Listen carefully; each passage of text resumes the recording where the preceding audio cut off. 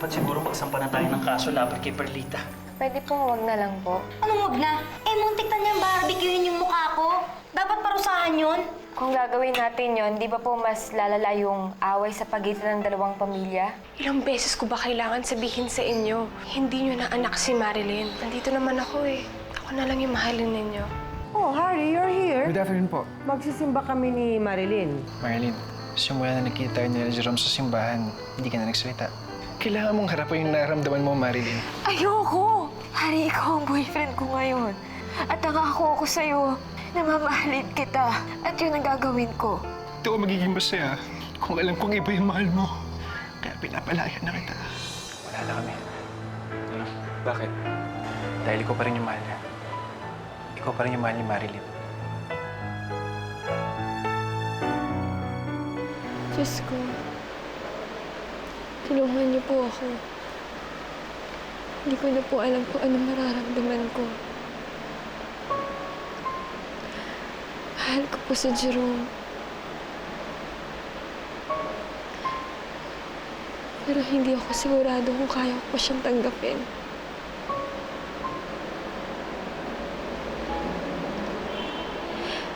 Ang dami ng masasakit na nangyari sa akin noon. At hindi ko alam kung kaya ko pa. Si Darlene, alam ko na mahal niya rin si Jerome. At ayoko na makipagkumpetensya sa kanya. Diyos ko, pinapaubaya ko pa sa inyo lahat. Tulungan niyo po ako. Bigyan niyo po ako ng sign kung ano ang dapat kong gawin.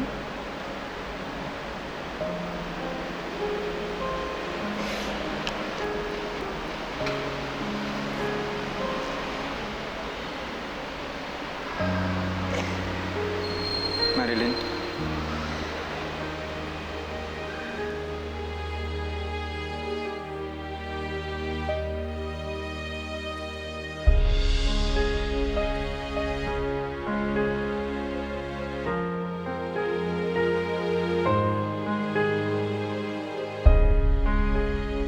Yan na nga ba, sinasabi ko, masyado nang maliit ang bahay na to para sa inyong dalawa ni Marilyn. Alam mo, sana nga umalis na sila sa resort at bumalik na sila sa Manila para hindi na kami magkita ulit. Anak, sa susunod, wag mo na lang kasing pansinin. Eh, na hindi naman na kayo nagsisimula eh. Sila naman yung nangaaway. Kaya nga, wag mo na lang patulan. Pinagtatanggol ko lang naman ang sarili ko. Siyempre, hindi naman ako papayag na pagsalitaan ako ni Lola ng ganun kahit na mas matanda pa siya. Anak, kalimutan mo na lang. Pero alam mo, mabuti na lang at nandun si Jerome at sinamahan niya ako. Ha? Kala ko ba magkaaway kayo? Hindi na. Okay na kami. Friends na kami ulit. Eh, ganun naman kami ni Jerome eh. Nag-aaway, nagbabate, tapos mag-aaway ulit. Pero in the end, kami pa rin yung friends.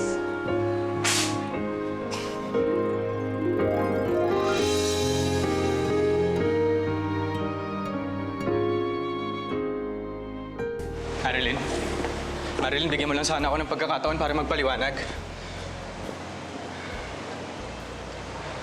Kami ni Darlene, magkaibigan lang kami at hanggang dun lang yun. Alam kung bakit? Dahil mula noon hanggang ngayon, nag-iisa lang ang babae sa puso ko. Oo, nagbago na siya. Yung itsura niya, nag-iba na. Siguro pati ugali kasama na rin doon. Pero ako, hindi ako magbabago sa kanya. Nung nangyari yung aksidente, akala ko mawawala ka na sa akin. Hindi ko alam yung gagawin ko, kaya hindi ako umalis sa tabi mo na. Nandun ka sa ospital. Pero, hindi nila ako pinalapit sa'yo eh. umalis lang ako sandali. Tapos pagbalik ko, wala ka na. Akala ko hindi na tayo magkikita ulit. Pero nagbalik ka. Dahil nagsaya-saya ko na nagbalik ka dito. Pero nagulat ako. Nagulat ako nung nag-iba na yung itsura mo. Pero wala akong pakialam. Wala akong pakialam, Marilyn, dahil hindi naman yun ang minahal ko sa'yo.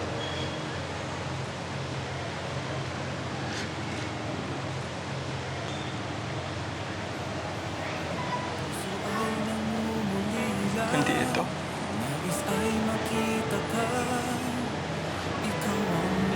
Alam ko ikaw pa rin yan, Marilyn.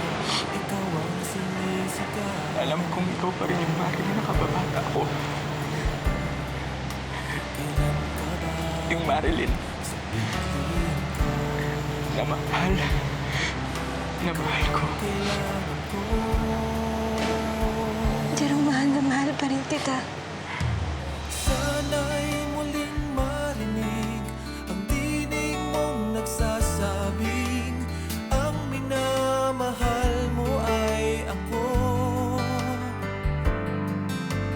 Puso ay muling buksan, bigyan ng pagkakataon, pagbigyang muli ang puso ko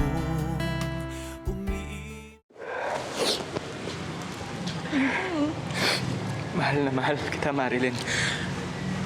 At hindi kita bibigyan ng dahilan para pagselosan kami ni Darlene, ha? Dahil sa'yo lang ako. Sa'yo lang ako. Mahal na mahal kita, Jerome.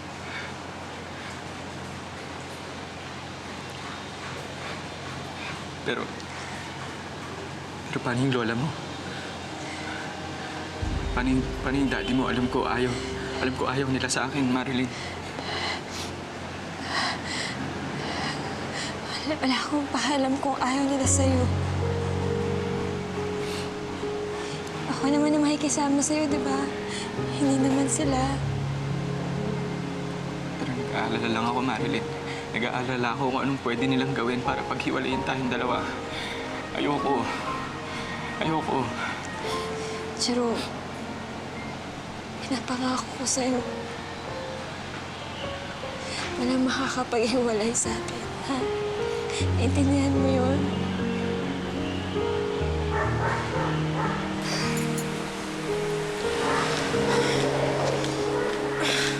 Bakit po ba kasi sinama niyo pa ako dito?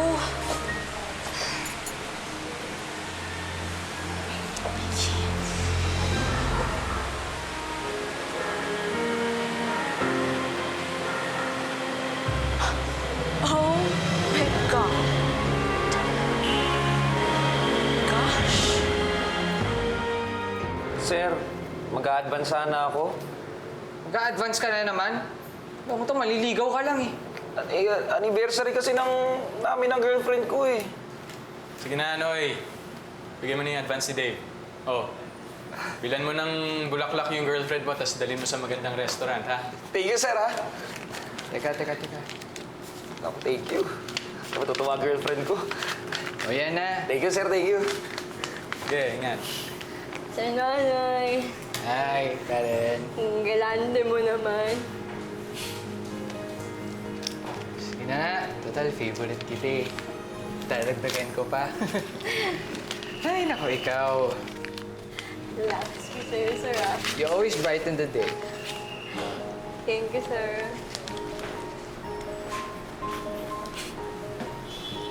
Chong, ikaw, nabawasan pa tuloy ako ng pera. Yaman na. May chance kayo nun. Huwag naman. Eh, teka, parang may nakangiti ka. Ang tagal ko nang hindi nakita yung dimple mo eh. Ayan. Nay. Okay na kami ni Marilyn. Kami na ulit. What? Paano nangyari yun? Okay lang, basta. Happy for you. Next, trabahuin natin si Karen. Sa'yo. Sa akin, bagay ba kami? Oo. Alam mo naman, sumusunod lang ako sa'yo. Mahilig rin ako sa exotic. Ay, Hoy, hindi na ngayon. huwag mong sabihin- Sorry. Hindi na ngayon. Oh my gosh, Marilyn. Kayo na ba ni Jerome? Nakita ko kasi kayo kaninang nagyayakapan sa simbahan. I knew it. Pero wait lang, paano nangyari yun? Di ba si Harry yung dinidate mo? Bakit naman si Jerome bigla yung naging boyfriend mo?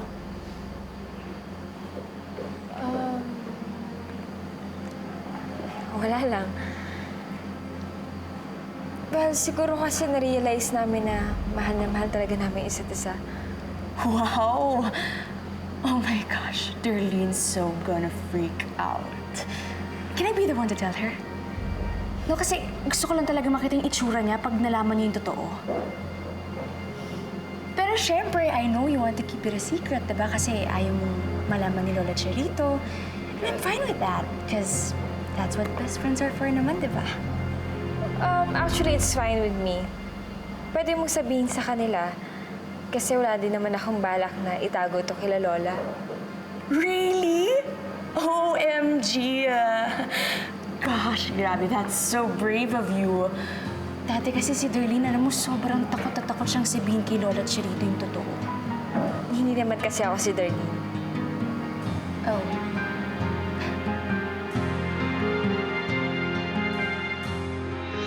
Sobrang excited na ako bumalik sa school. Nakausap ko na yung dean at pinayagan niya ako mag-enroll next sem. Napili ko na nga lahat ng subjects na gusto kong kunin. Jerome, nakikinig ka ba sa akin?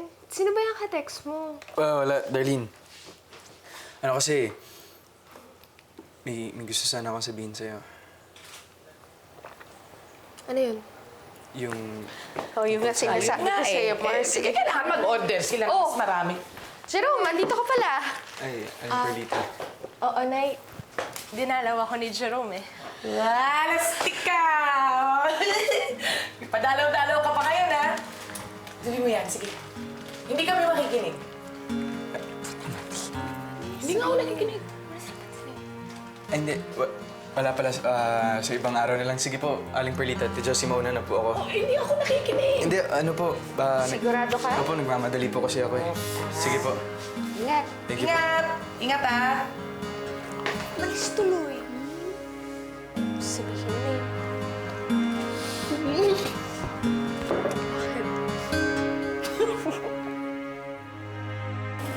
Madam, ayun no, madam oh. Ayun, madam oh. Marilyn? May binabasa ka bang quotation? Bakit ka kinikilig? Ha?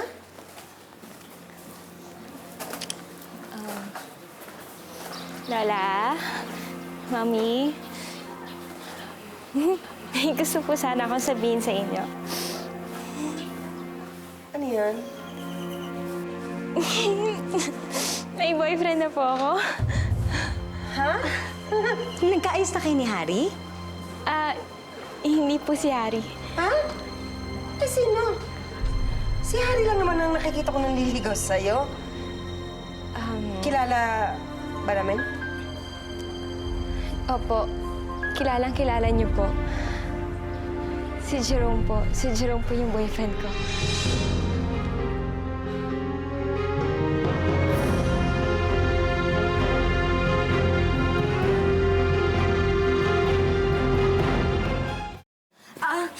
Kilalang-kilala naman pala natin si Jerome. No! Pala, mamay.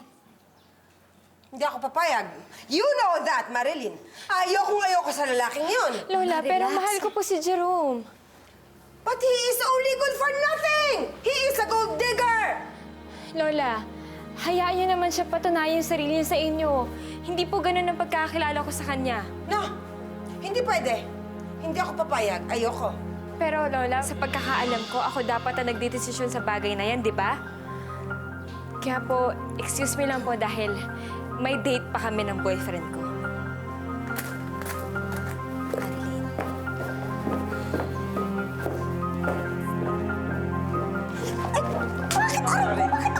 Bakit nagka-boyfriend? Bakit si Jerome? Why? Ewan ko! Sige! Sige! Ay, wag niyo naman wala. Sige! Hindi ka kasi. Sige! Darlene, ha? Hindi ko pa na-deposit yung pera mo. Pati nga yung bago mong credit card, hindi ko pa naaayos. Dahil magsing trabaho dito eh. Besides, si Mama lagi nakabantay. But don't worry, Ziggy! I have to go. Ziggy! Mama, Yang anak-anak ni Aida na yan. Talaga bang hindi niya ako tatantanan? Hindi ka ba gagawa ng paraan? Hahayaan mo na lang ba to? teka Mama, ano ba na nangyayari? Kasi si Marilyn at saka si Jerome, Ano? sila na. Hindi ba? Talagang pinepeste ako ng lalaking yan? Kung inaakala niya na iginuhit niya na sa kapalaran niya, na isang karbone lang mapapangasawa niya, nagkakamali siya. Dahil gagawa ko ng paraan. Kahit na ano, kahit ikulong ko pa si Marilyn, wag lang sila magkatuluyan. Mama. Anak! Hindi naman pwede yun. Mali naman yung strategy ninyo eh. Eh, ano nga ang gagawin natin? Hahayaan? Hindi ako papayag. Hindi ako papayag.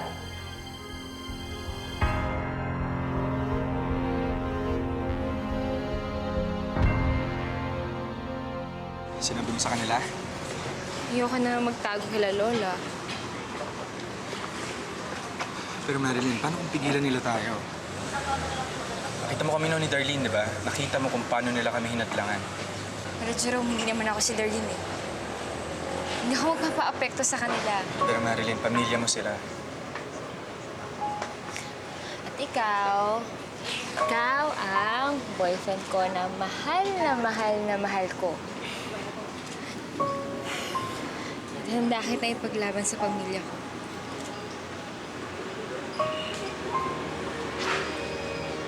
Alam mo naman, kaya ko rin gawin yun, di ba? Jerome, walang makakapaghiwalay sa ating dalawa.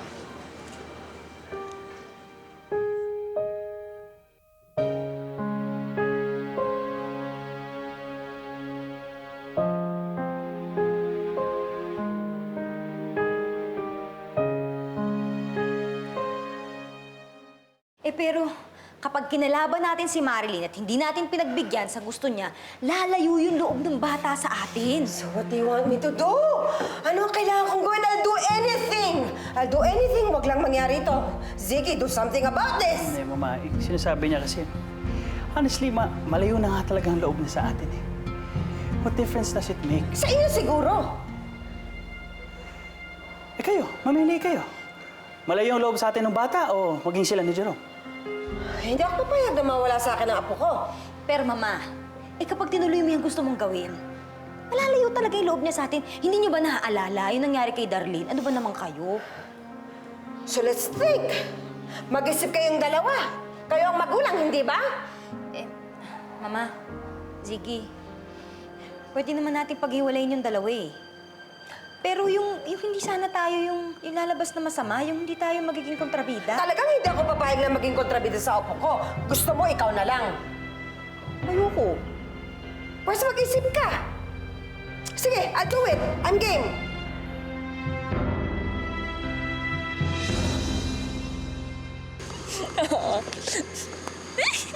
Sige na, hanggang dito na lang ako. Pasok ka na. Baka hinahanap ka na ng lola mo.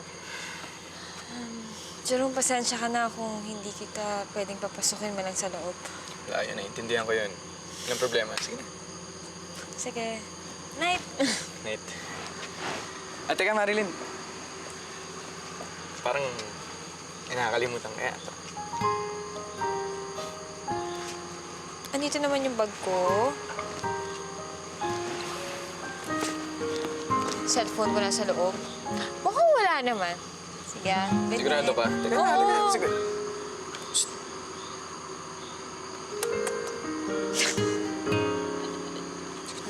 Good night. Ano naman tama? Good night. Isa lang. Wala pa naman.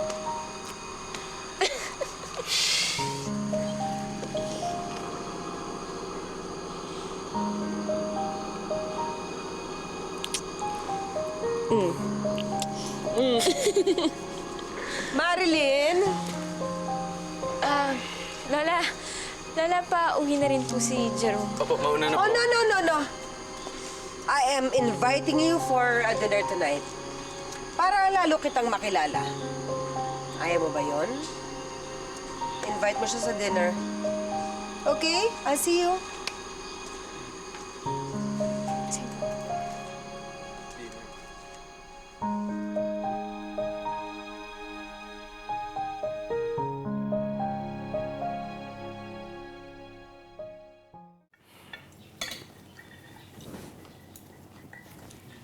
So, Jerome, Po. kamusta na si Aida? I mean, how is she? May ginagawa ba siya ngayon? Okay naman po. Meron po siyang may maliit na negosyo. Kaya minsan po pabalik-balik siya dito, tsaka po sa Maynila. Eh, ang restaurant business, kumusta na? Okay naman po, doing good. So far, malakas naman po yung benta namin. Maganda yung naidulot sa'yo ng pagpapalos dito sa resort, ah.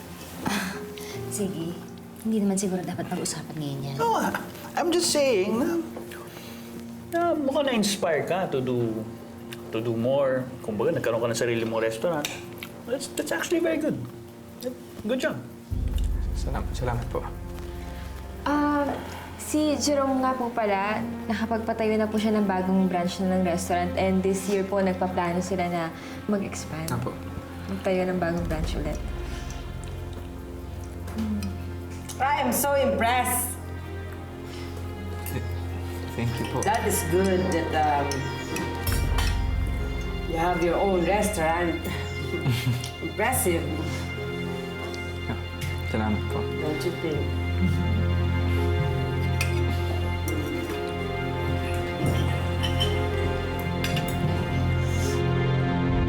Sige naman na, oh. Alam ko naging masama yung ugali ko. Pasensya na. Pero mainit lang talaga yung ulo ko noon. Darlene, sa akin wala na yun. Tapos na eh. Ang problema, wala nang bakante dito. Saka nakahanap na kami ng kapalit mo, sorry. Pero kung gusto mo, i-reserve kita ng slot. May tatayo kami bagong branch, pero medyo matagal-tagal pa yun. Okay lang ba? Wag na. Maghahanap na lang muna ako ng ibang trabaho. Oh, sige, Darlene, may niluluto pa ako eh. Sige, salamat na lang, ah. Oh, hi, Darlene! I knew I would find you here. Mabuti naman nagpakita ka rin, ano? Alam mo ba, 1 linggo na kitang tinatawagan, hindi ka sumasagot? Sorry, I've been busy. But I'm here now. And guess what? I have good news for you. Ano na namang news yan, Allison? Ready ka na ba? Because I got this news from a very reliable source. What is it? Si Jerome at Marilyn na.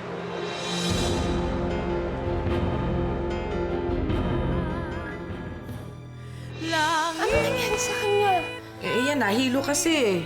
Gusto ko lang naman makatulong dahil alam kong wala kang trabaho ngayon tsaka mahal yung gamot ko. May problema kasi ako. Baka pwede mo naman akong tulungan. Lola, ibibigay ko lahat-lahat sa isang kondisyon. Anong kondisyon? Mahal na mahal kita, Marilyn. Sobrang mahal na mahal kita. Sa'yo, bagay ang role na yan. That's why I want you to do the dirty work for me. You really disgust me. Kailangan ni Darlene ng pera, I'm sure. Tuntua yun, yun pa. I'm working for the Carbonells now. So, what's your next move? If I tell you, I'll have to kill you.